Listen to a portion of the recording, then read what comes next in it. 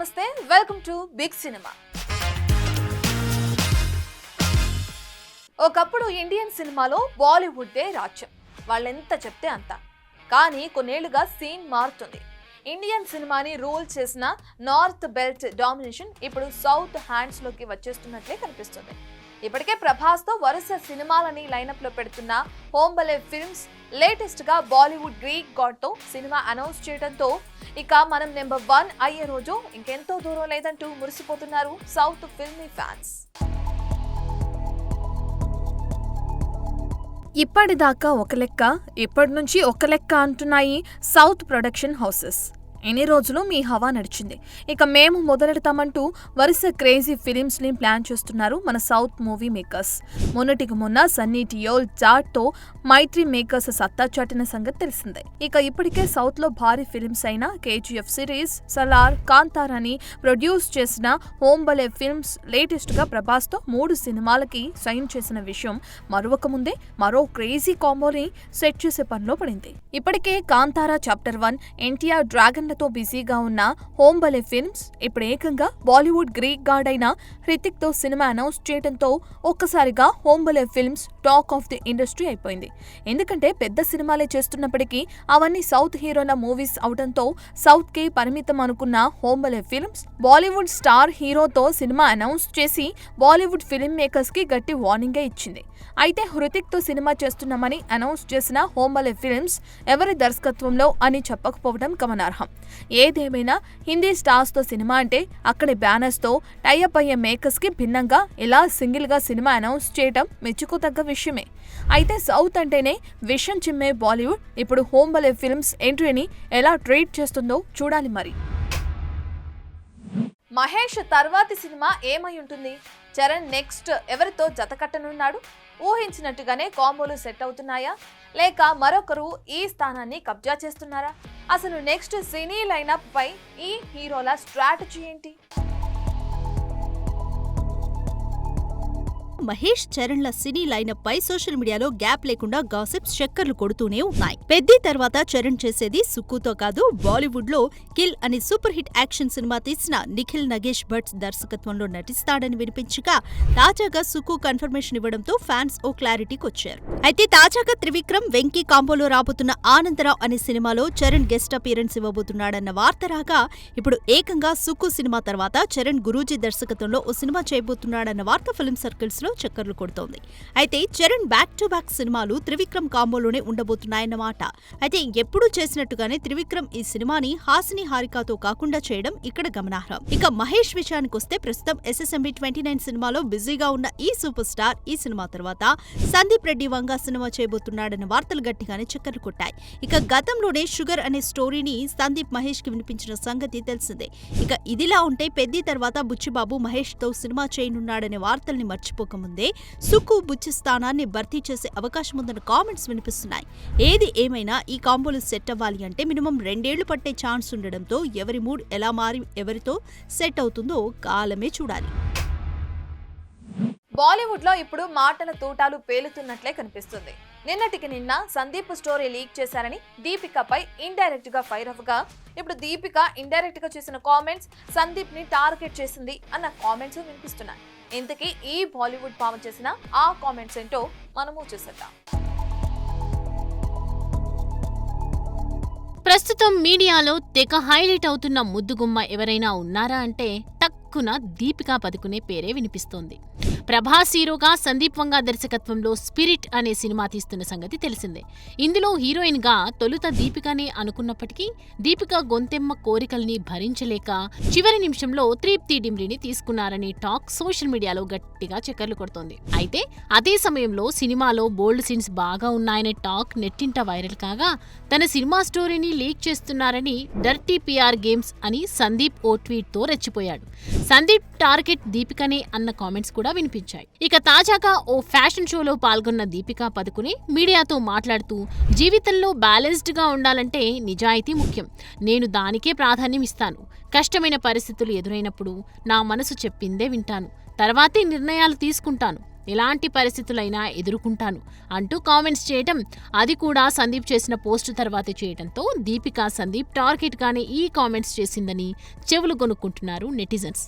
ఇక దీపిక కెరీర్ విషయానికి వస్తే కల్కి 2 కోసం సిద్ధమవుతున్న ఈ అమ్మడు చివరగా సింగం ఎగైన్లో కనిపించిన సంగతి తెలిసిందే. చూడాలి మరి ఈ స్టోరీ లీక్స్ వ్యవహారం ఎక్కడ ఎండ్ అవుతుందో. వాళ్ళకం చూస్తుంటే ఈ ఇద్దరు ఫ్యాన్స్ ఎమోషన్స్ తో ఆడుకుంటున్నట్లే కనిపిస్తుంది.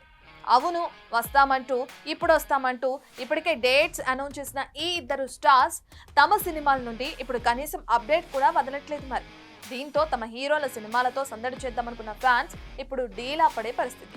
మరి ఇకనైనా సాలిడ్ అప్డేట్ తో ఫ్యాన్స్ ని హ్యాపీ మోడ్ లోకి తీసుకెళ్తారా? త్వరలో రిలీజ్ డేట్స్ అనౌన్స్ చేస్తారా? Let's watch.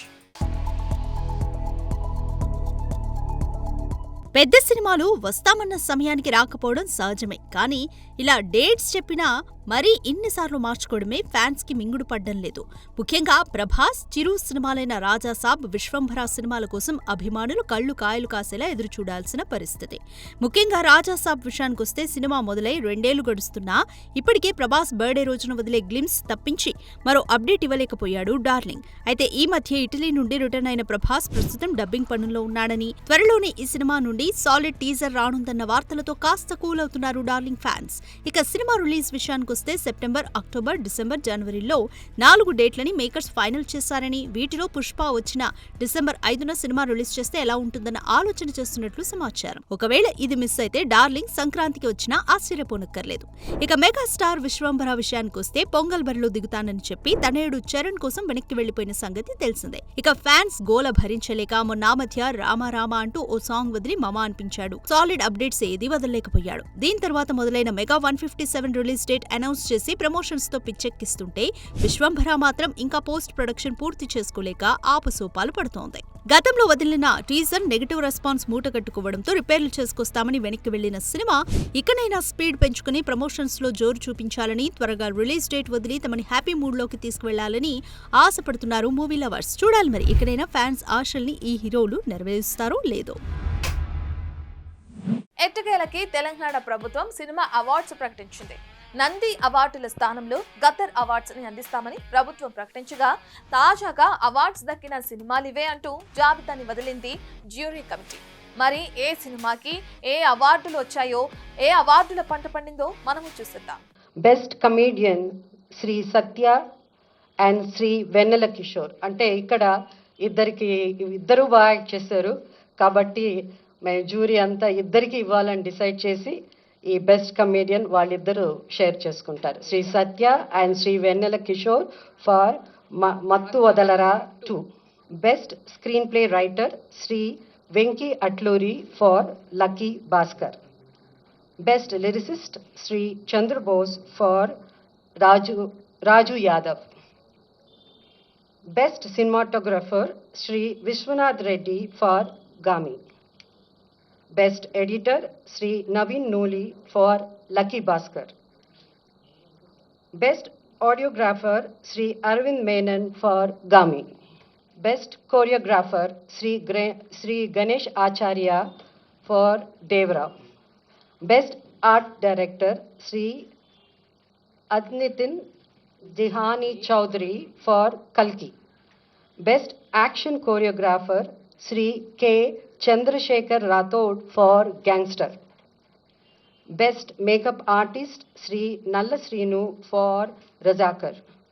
Best Costume Designer Sri Archana Rao and Sri Ajay Kumar for Kalki. So, the special jury award goes to actor Sri Dulquer Salman for Lucky Bhaskar, and second special jury award goes to Ananya Nagala Hotel. Multi talented hero Vijay Antony నటించిన murder mystery thriller Maargan. Vijay Antony films corporation నిర్మించిన ఈ చిత్రానికి Leo John Paul దర్శకత్వం వహించారు. ఇక ఈ చిత్రం June 27న విడుదల కానున్న సందర్భంగా ట్రైలర్ లాంచ్ చేసింది చిత్ర యూనిట్. యాక్చువల్గా రియల్ లైఫ్ మార్గన్ వచ్చి లియో సార్. స్క్రీన్ అంతా చూసారు కదా అని అరిచేశారు కదా, అదంతా లియో సార్ ఒక భయంకరంగా creator.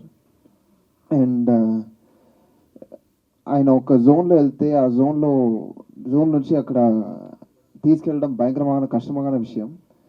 And he is also very proven editor and he is already been a director because he is basically an editor. So being an editor and becoming a director was a very easy task for him, and you have proven that very well, sir. Vijay Antony garu. So ipudu if you see all the films of Vijay Antony garu, anni oka content oriented and annitlo oka social message untundi, social awareness untundi. So tanu eppudu oka unique content select chestaru. So అది నేను first Vijay Antony గారి production నుంచి offer వచ్చింది. So నేను ఏం అడగలేదు, ఏం information అడగలేదు. I said okay, I'm doing it, that's all. So అలాంటి మూవీ జరిగింది నాకు. ఈ ఫిలిం ప్రమోషన్కి మార్గన్ నా స్పెషల్ ఫిలిం. ఎందుకంటే లాస్ట్ ఇయర్ నాకు చాలా ఒక 4-5 ఫిలిమ్స్ వచ్చింది, రిలీజ్ అయింది. బట్ ఈ ఇయర్ ఫస్ట్ ఫిలిం రిలీజ్ అయిపోతుంది ఈ ఫిలిమే.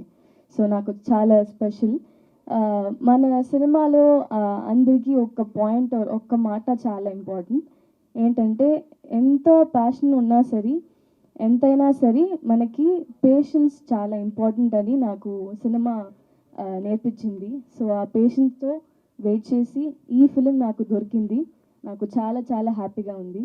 ఫస్ట్ పాయింట్, ఈ ఫిలిం నాకు ఇచ్చిన డైరెక్టర్ లియో గారు, థ్యాంక్ యూ సో మచ్. ఇది లియో సార్ నాకు సీనియరే, ఆల్మోస్ట్ ఈ మొత్తం ఫిలింలో నా సీనియరే.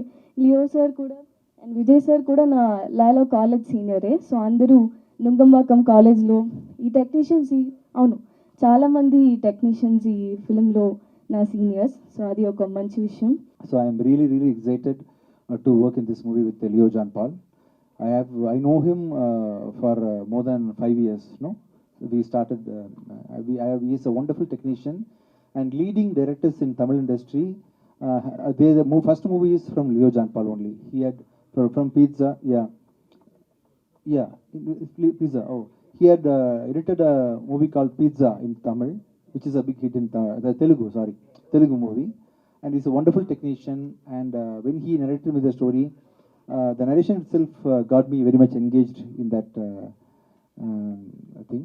Thank you, Leo. You have given a wonderful movie. And while seeing the trailer, everyone got excited like me. And even in Tamil, it is trending now. I hope it will be trending in Telugu also. Action king Arjun Sarja దర్శకుడిగా తెరకెక్కించిన చిత్రం సీత పైన. అర్జున్ కూతురు Aishwarya Sarja heroine గా నటిస్తున్న ఈ సినిమాలో Kannada star Upendra సోదరుడి కుమారుడు సుధీంద్ర హీరోగా నటించడం విశేషం. సత్యరాజ్, ప్రకాష్ రాజ్, కోవై సరళ ప్రధాన పాత్రలు పోషించిన ఈ సినిమా టీజర్ ని మేకర్స్ లాంచ్ చేయగా ఈ ఈవెంట్ లో స్టార్ డైరెక్టర్ సుకుమార్ పాల్గొనడం ఇక్కడ మరో విశేషం. నా పేరు నిరంజన్, అందరూ చెప్పారు. సో మీ అందరికి తెలుసు నా బాబాయ్ ఉపేంద్ర గారు. సో అప్పటి నుంచి నేను ఎవరో గాడ్ ఈజ్ గ్రేట్ అంటూనే ఉన్నారు. ఏ మూవీలో ఫస్ట్ షాట్ నా డెబ్యూ ఒక చిన్న పాప అరుస్తుంది ఉప్పి ఎంటర్టైనర్స్ అని, అది నేనే. సో అక్కడి నుంచి నా జర్నీ స్టార్ట్ అవుతుంది మూవీకి. సో ఇది తెలుగులో నా ఫస్ట్ మూవీ. తెలుగులో ఇది నా ఫస్ట్ మూవీ. కన్నడలో ఒక 2-3 మూవీస్ చేశాను, రిలీజ్ అవుతుందని. సో ఈ మూవీలో మీ అందరూ ప్లీజ్ ఆశీర్వదించండి ఈ మూవీకి. మీ మనసులో నాకు ఒక చిన్న స్థానం ఇస్తే అది నాకు చాలు. సీతా పైనం నా ఫస్ట్ ఫిల్మ్. నా పేరు ఐశ్వర్య ఫస్ట్లీ. అండ్ ఈ మూవీతో నేను ఇంట్రడ్యూస్ అవుతున్నాను to the Telugu film industry. ఒక భాగ్యం నాకు. అండ్ ఈ ఫిల్మ్లో after the completion of the film when I look back everything fell in place అని చెప్పొచ్చు. అండ్ ఇప్పుడు వెనక్కి తిరిగి చూస్తే I feel the film chose title అవ్వచ్చు, కాస్ట్, క్రూ అందరూ వచ్చి I think it was chosen by the film. And I'm extremely glad to be playing Sita ఈ ఫిల్మ్లో. అండ్ మీరు చూసినట్టు సూపర్ టీమ్ ఉంది ఈ ఫిల్మ్లో. అండ్ చాలా గొప్ప యాక్టర్స్తో పని చేయడానికి నాకు అవకాశం ఇచ్చారు అర్జున్ గారు. దిస్ టీజర్ సీతాపయణం గురించి చెప్పాలి అంటే చాలా అన్యూజువల్గా. నేను ఒకసారి ఒక హాఫ్ అన్ అవర్ ఇలాగే ఎలా చిరంజీవి గారు మీరు కలిశారో నన్ను ఒకసారి మీట్ చేసి ఒకసారి అలాగే కలిసాము. ఒక లైన్ చెప్పారు, అది ఎంత బ్యూటిఫుల్గా ఉంది అంటే అప్పుడే ఫిలం చూసేసాను నేను, అంత బ్యూటిఫుల్గా చెప్పారు. బట్ ఇక్కడ ఒక కిక్ ఇచ్చారు, అలాగే ఒక లవ్ స్టోరీ బ్యూటిఫుల్గా ఇదైతే టక్ అని ధృవ గారు వచ్చారు, ఒక యాక్షన్ పంచ్ ఇచ్చారు, అర్జున్ గారు వచ్చారు. అది థ్రిల్ అంటే, అది యాక్షన్ హీరో అంటే. సార్ డెఫినెట్గా ఎక్స్ట్రాండరీ ఉంటుంది సార్ ఈ ఫిలము. ఇక్కడే నేను ఆ పాజిటివ్ వైబ్రేషన్ చూసేసాను.